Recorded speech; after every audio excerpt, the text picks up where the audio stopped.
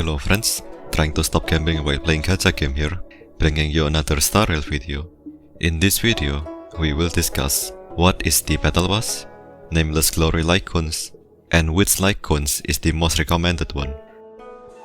Now I know what are you thinking, free-to-play Qingque is making a guide that should be made by pay-to-win Qingque. I have a good reason for this and I will explain at the end of the video. First, what is the battle pass? If you have played other games that have a battle pass, Nameless Honor is functionally the same feature. As a result, you may see players refer to Nameless Honor as the battle pass, or BP. The Nameless Glory is a paid tier of the battle pass, with an abundance of extra resources to ease your progression. Included in this reward is the Treasure of Starry Seas, from which you can choose one of the 7 exclusive icons. This guide outlines every icon obtainable from the Nameless Glory, while offering perspectives on which ones may be a great choice to better inform your decision making. Because these icons require purchasing Nameless Glory, they are limited to being obtainable once per game version, and additionally have superimpositions to take into consideration. It is important to choose your icon wisely. First off, we have the Aboondance icon, Warm Certainty Cold Nikes. Icon ability, Tiny Like, increases the wearer's max XP by 16%. When using basic attack or skill, restores all allies' HP by an amount equal to 2% of their respective max HP. Currently, Abundance characters are not as icon dependent as of those of other pets for their individual performance, and the free Abundance icon options are more than sufficient for most purposes. Even then, Warm Certainty Cold Nikes is on the lower tier of Abundance icon. Max HP increase does increase healing output for healers that scale with HP, but other icons can provide outgoing healing boosts, which scales better if your sole goal is to maximize your healing, because there are, relatively, more sources of HP percent than outgoing healing boosts, most notably relic substats. The second part of the passive is effectively useless, even with high superimpositions.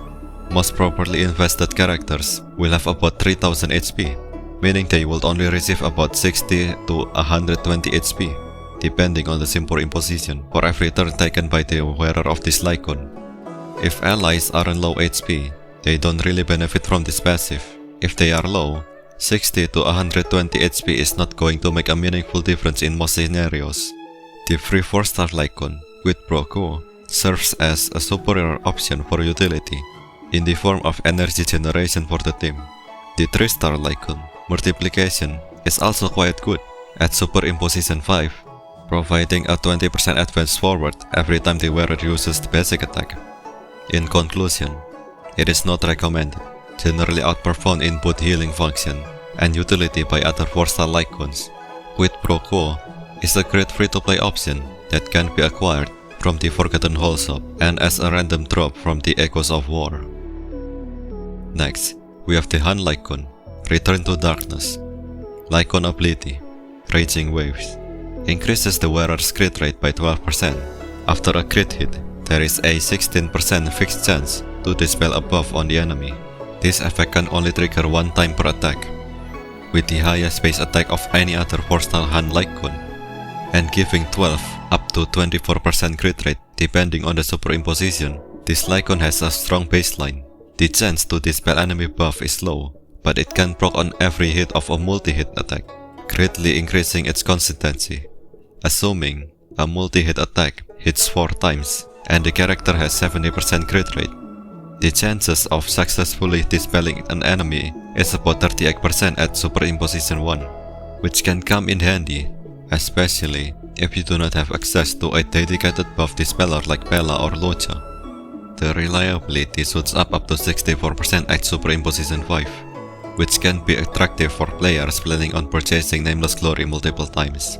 Players should treat this icon as a secondary option to deal with bosses with troublesome buffs, or if you're running a second Han unit, as cruising in Stellar Sea will generally offer more damage, and the other 4-star option will be close in damage output, depending on the character and superimposition.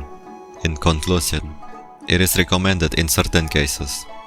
Consider getting this if you have more than 2 Han characters, that are fighting over a limited pool of Lycons. Otherwise, stick with cruising in the Stellar Sea from the Hertar shop and River's Flow in Spring, acquired for free from the story, the Forgotten Hall Lycon Manifest, and as a random drop from Echoes of War. After that, we have the Preservation Lycon. This is me. Lycon ability. New chapter. Increases the wearer's defense by 16%.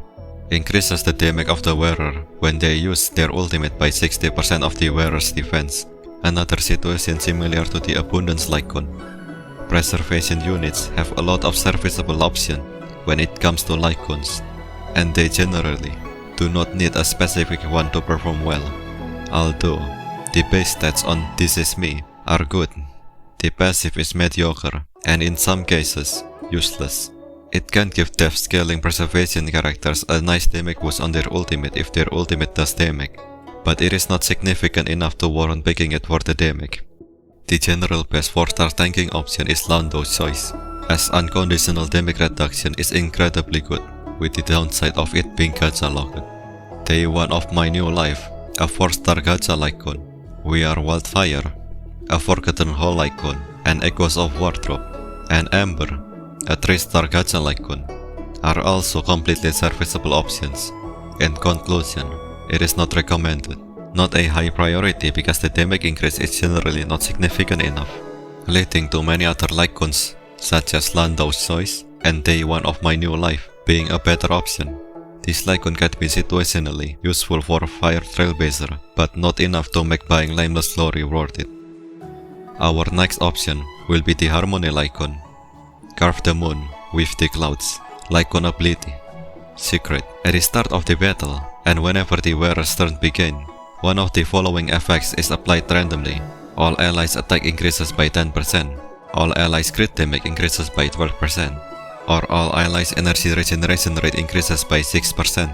The applied effect cannot be identical to the last effect applied, and will replace the previous effect. The applied effect will be removed when the wearer has been knocked out. Effects of the similar type cannot be stacked. A generalist Lycon that stands out among the rest due to its universality. Any of the 3 effects are good, especially 12% extra crit damage, but getting 6% energy regeneration rate or 10% attack can be useful as well, considering these are team-wide buffs. Its main issue is that Harmony has a lot of good or even game-changing Lycons, with the caveat being that many of them are gacha locked. Bronya's signature Lycon generally provides more consistent utility, while Dance also works on any of the current Harmony characters due to its overwhelmingly powerful ability. Messing Cogs, a 3-star Lycon, can also just be a better option due to its personal energy regeneration, which is appreciated by harmonic units. At Superimposition 1, Carve the Moon with the Clouds simply does not have the utility to perform better than the other Lycons. However, if you are willing to superimpose it multiple times, Carve the Moon with the Clouds is a solid option.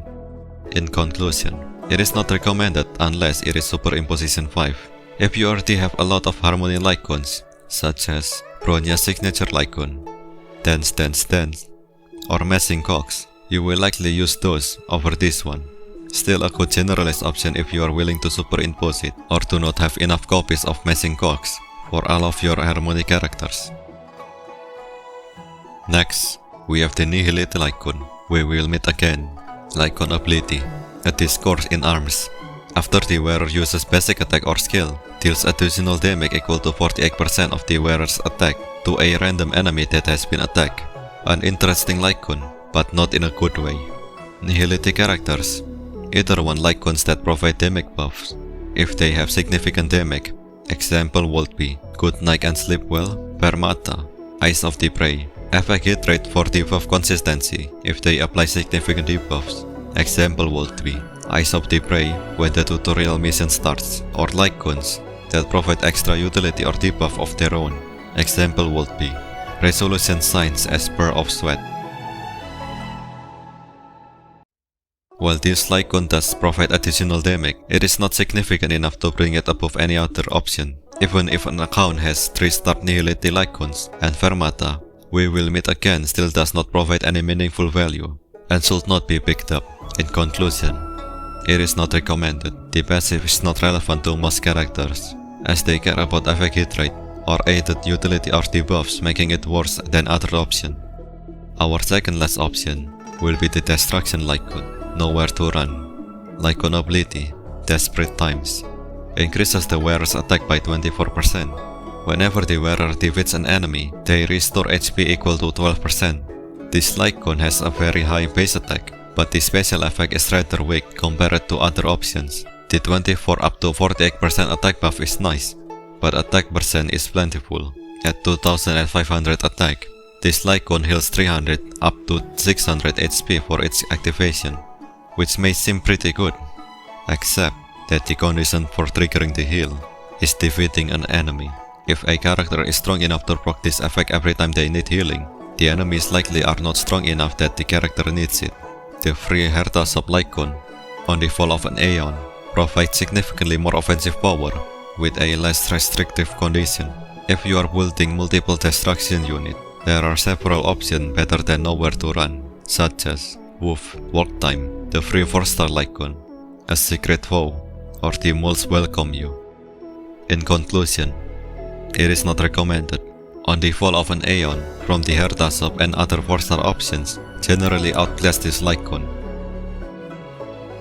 And finally, our last option is the Erudition Lycon. Today is another peaceful day. Lycon ability, A Storm is Coming. After entering battle, increases the wearer's damage based on their max energy. Damage increases by 0.2% per point of energy up to 160 energy. This Lycon is clearly the best. There's Qingque image on it. Alright. Now for the actual review. This Lycon has the highest base attack of any 4-star, with an incredible unconditional damage boost. Currently the best in slot 4-star Lycon for all Erudition characters, contesting even Nike on the Milky Way on characters other than Himeko. Even on the lowest energy Erudition characters, this Lycon provides a 20% up to 40% damage boost at all times. With higher energy characters, the damage percent will be stronger.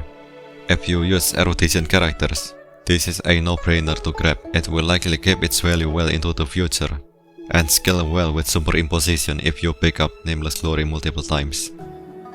In conclusion, it is heavily recommended to pick this. A universal unconditional damage percent buff makes this an easy recommendation for any Erudition character. So, which Lycons is the most valuable? I recommend you to choose Today is Another Peaceful Day if you use any Erudition character. Other Lycons you can choose situationally are Return to Darkness and Carve the Moon with the Clouds. And lastly, I do not recommend any of these Lycons. Warm Swords and Cold Nikes. This is me. We will meet again. Nowhere to Run. Alright friends, that will be all for this episode of Free-to-Play Academy. I know that most of you guys won't even buy Battle Pass, but I still want to make a video about it, so that you can get a rough idea of which Battle Pass Lycon is the good one. Please don't forget to subscribe because there's pizza delivery guy waiting in front of my door, and I don't have any money for him. But I don't want to feel bad for declining my own order. He is literally waiting in front of my door. Also, don't forget to click the thumbs up for the YouTube algorithm. My lifestyle is literally drinking 6 liters of diet Pepsi per day to lose weight, and I probably die at the age of 40. And that's it. I'm out. Peace.